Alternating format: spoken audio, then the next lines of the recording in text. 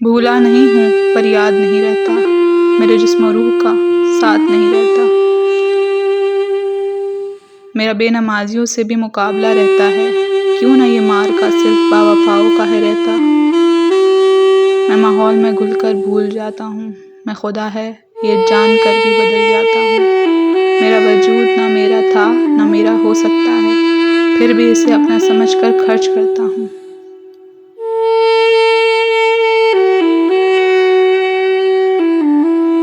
یہ دنیا، یہ کھیل، یہ ٹی وی، یہ موبائل، یہ سب ایک تماشا ہے۔